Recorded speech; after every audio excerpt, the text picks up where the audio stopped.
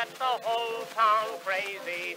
One girl and she's a little daisy. One girl with golden hair and a great big baby stare. One girl has got the fellows lonesome for her company. She's got a sweet little...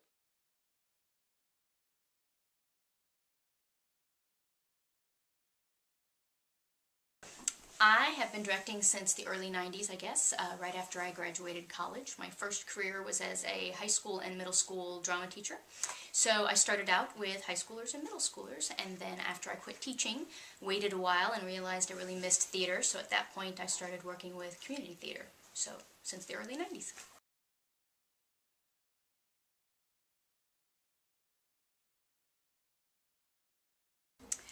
My favorite part of directing is definitely the whole putting it together thing.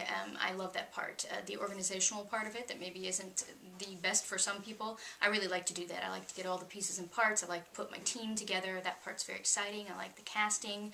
And just, you know, starting out with all of this random stuff and getting a finished product at the end is really exciting to me.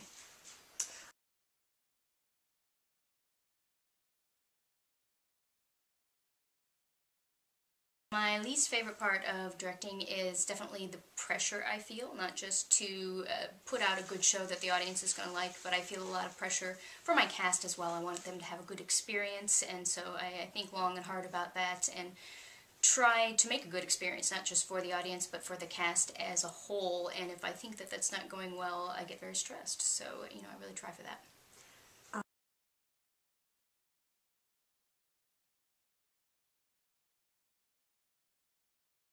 I wanted to direct Thoroughly Modern Millie because I really loved the show. As a kid, I was a big classic film watcher, so I had seen the movie many times when it was made into a Broadway musical. I took my mother to New York for the first time, and that's the show that we saw together. I've seen it at the Fox, I've seen it at the Muni. It's just a show that I'm very familiar with. I also love the time period of the show. I love the 20s, I love the Art Deco feel. It's a fun show. It's a big show. It's a big show with a big cast as well, and I'm very excited about it.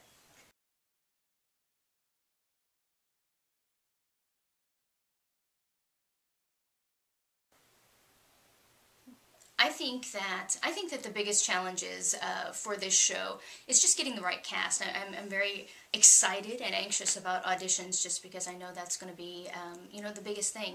We need great voices, we need good dancers, we need tapping, we need a lot, and we need a lot of guys, hint hint. You know, it's a big show. There's a lot of locations. When I was talking with my set designer and writing out all the various locations, that was a little overwhelming for us with the resources that we have and what I know we can and can't do. So just putting together the best show that we can with the resources that we have and getting the best cast that we can, I think those are the two biggest challenges. And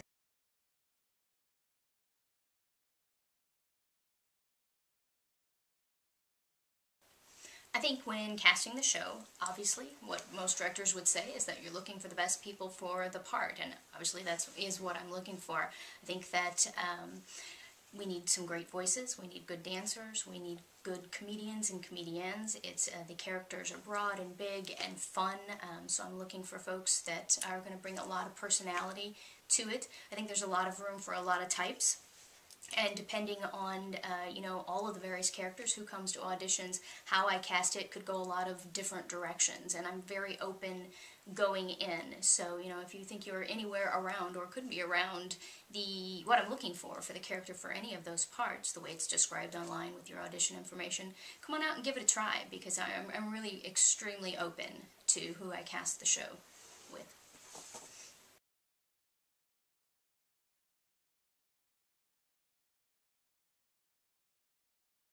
I think that when you're auditioning for this show in particular, just know that I am not mean and I'm not going to be scary when you walk in the room, so just have a good time with it.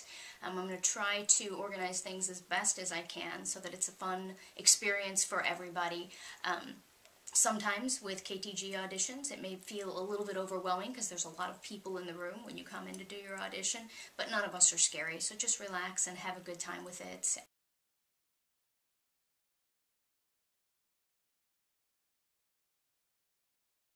If you've auditioned before for musicals, you know sometimes the process can be pretty long, so we're really thinking hard about ways that we can do this, that will organize it as best as we can. Again, so it's a fun process for people, and so you don't feel like you're sitting around too long. We are doing first night of auditions, second night of callbacks. I should say we will probably begin with the vocal auditions, but not necessarily, because my guess is there will be groups of people getting ready and doing different things at the same time. We have 3 rooms ready for the auditions so that a lot of things can be happening at one time, and we can move people in and out as quickly as we can. One thing that we definitely will be doing at the auditions is having 2 sets of choreography. You can choose the choreography for the dancers, those that are really experienced dancers, and then if you're a singer and not that great of a dancer, just not that experienced with dancing, we will have choreography just for movers. And it really makes no difference to me which one that you do. I just want you to do whichever will make you feel most comfortable with the audition process, and I definitely wanted to offer both of those so that people didn't feel overwhelmed and feel like if they couldn't go through the harder dance part of the auditions that counted them out, because it definitely doesn't. We've got room for a lot of different folks.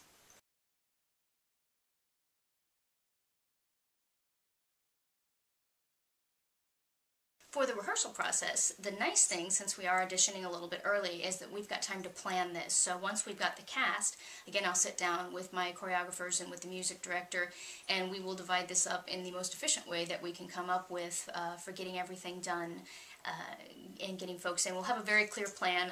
I'm definitely a planner on the forefront, so by the time you come for your first rehearsal, you will know the whole plan, and unless we have crazy weather or something like that, you'll know the plan going in, and there shouldn't be too many surprises.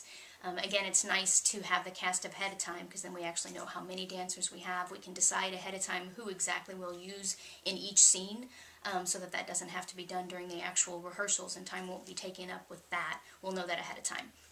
Another thing that we're doing, we do the auditions in January, and then in February we're having one weekend what we call a Millie Camp, and it will be a fun time, but where we will get a lot of stuff done, a lot of the preliminary stuff done ahead of time, work on character, all the admin kind of stuff, but a little bit of choreography, a little bit of music too, and have fun with it in a more relaxed setting, so that by the time we come back in March to begin the actual rehearsal process, we are ready to go and we can hit the ground running and make the most of our time.